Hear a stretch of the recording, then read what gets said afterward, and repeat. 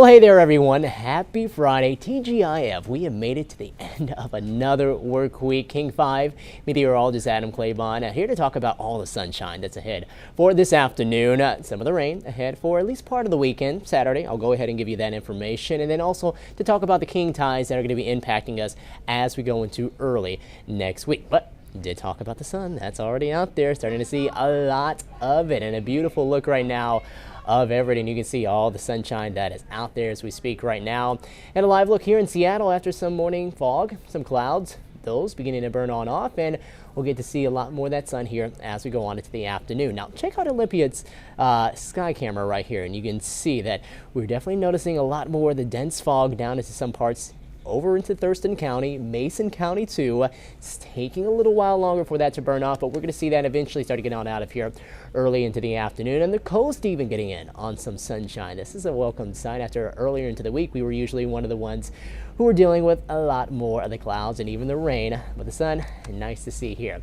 SeaTac Airport, pretty similar to what we're seeing in Seattle. You can see that the sky is trying to break apart. Plane beginning to take off there. Departure deck not looking to be too bad. And one more stop. Let's look live here in Bellingham at all the blue skies that we have here heading on into this Friday afternoon. Visibilities, as I mentioned, farther south around Thurston County, going down the I-5 corridor around even Chehalis down to 0, if not maybe even a quarter of a mile there.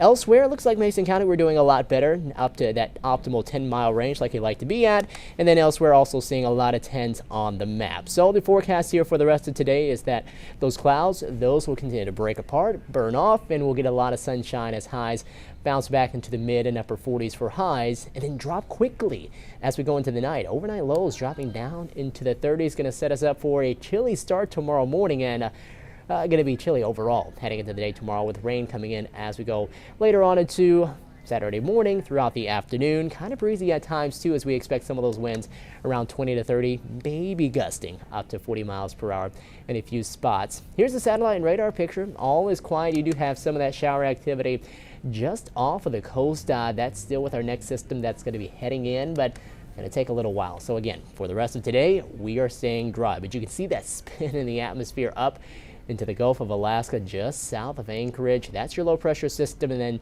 the associated front with all the clouds that you see lined up just beginning to hit the Canadian coast, and then heading our way here as we head later on into tonight. That will be heading our way with rain tomorrow. As far as for the rest of today, some breezy conditions across the north coast, and also seeing that across parts of Camino and Whidbey Island. We'll go into tomorrow morning, 10 o'clock. Here we are starting to see some of those spread farther to the east. And as I mentioned, not going to be a big wind producer, but some gusts between 20 to 30, maybe 35 miles per hour. Definitely not out of the question. We'll keep those breezy conditions all the way into tomorrow evening, tomorrow night, and then still stay noticeably breezy on into maybe early Sunday, but the winds will start to come down as we go later on into the morning and by the afternoon. Now check out the rain, because it's still holding off all the way through today and tonight. Midnight, we're seeing clear skies initially across the area. Then here comes the shower activity by tomorrow morning out along the coast. Going to be early around 6 to 7, maybe 8 o'clock. That will start to race on through. We'll keep those chances of rain in place as we head into tomorrow afternoon. And now you can tell too, some colder air probably locked in initially. Wouldn't be surprised if we see a few snowflakes around Hood Canal, maybe some lowland areas getting closer to the Cascade foothills tomorrow morning into the early part of the afternoon. And we're talking like areas such as North Bend. Keep an eye out for things.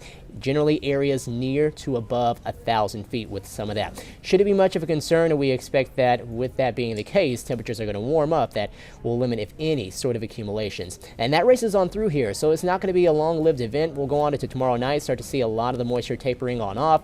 Our convergence zone, again, though, around Stevens, Snoqualmie Pass, that will keep things a little active and start to pile up a little more of the snow totals here as we go on into late Saturday night, maybe even into early Sunday morning. And then we'll go on into the day Monday, watching out for another very small chance of rain to come on through.